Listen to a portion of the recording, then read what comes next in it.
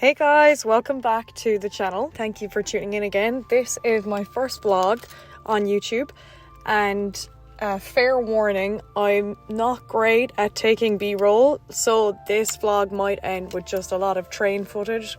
That's where I took most of the B-roll. But this is a vlog of my Edinburgh Fringe trip, which I went this Tuesday to Thursday for 2 days. I got a train up on Tuesday. It was about 4.5 hours. And there were 2 changes, so I listened to CMAT and jived away on the platform. So I landed in Edinburgh, 3 o'clock actually, and I went to my hostel, which was really cute. And I hadn't really factored in that the weather in Edinburgh was going to be quite a bit colder than in London, and I just had a denim jacket with me, so I said I'd have to go and buy a jumper. So I went off to Urban Outfitters and bought a jumper. But it was in the other direction to my venue for my first show, which was at 5:40. So I had to kind of run back. So I booked a number of shows in advance of people that I really wanted to see. And then I had kind of told myself that I would only go and see free shows outside of that. So the first show that I went to see and that I had booked was BB Cave's show Christ Bride, which was good. But I think my expectations were pretty high. It was funny, but I didn't find it as funny as I had expected. She was also the only English act that I had booked, so I was wondering if a degree of it was cultural, because a lot of people around me were laughing. So that was over at 6:40. So I spent a lot of the evening then mincing around looking for things to do. I ended up in a random comedian's work in progress show. I didn't like the show at all, but I hadn't paid for it, so no harm done.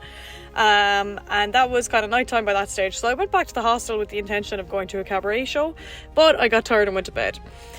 Of course, then there was a man in the dorm beside me who snored all night. I think someone might have asked him to leave, and then he left and it stopped. But then I also might have been hallucinating with exhaustion, because that sounds quite unlikely.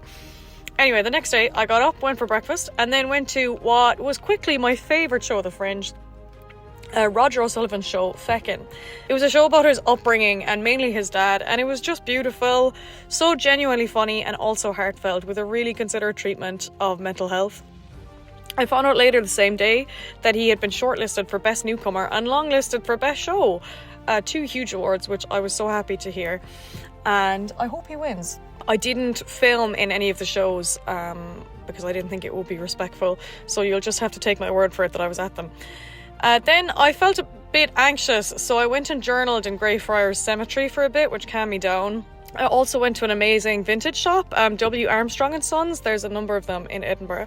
And I got these great new sunglasses and a lovely shirt. Then it was on to my book shows for the evening. So I went to Killian Sunderman, Shane Daniel Byrne, and then Vittorio Angeloni, all of whom were great and super funny. I had decided that while I was at the Fringe, I wanted to see a cabaret show because I had heard of it in London and wanted to find out if it was worth seeing. I decided to go to the Sexy Circus, which was £17, and that I would just eat the cost.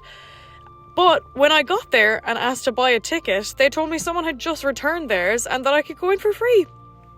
I was so delighted. I stuck to my plan of not paying for any non-book shows, and it worked. The show itself was amazing. All the burlesque performers were so skilled and so magnetic. It made me want to definitely get into some classes myself when I get back to London. Then the next morning I checked out, did some more shopping and hung out in the garden before getting my train back home. And overall it was a very successful trip. My tips for the Edinburgh Fringe: definitely book your shows in advance like I did, and then maybe be a little bit more prepared with things to go to in the meantime. Get the free Fringe booklet before you go if you can, or try and get it as soon as you get there. But also don't get too overwhelmed if you're not using every single minute of the day to go to shows, because it's a lot to take in. So I think it worked out pretty well that I didn't do that. Anyway, thank you so much for watching. I hope you enjoyed the vlog and the train B-roll, and see you next week.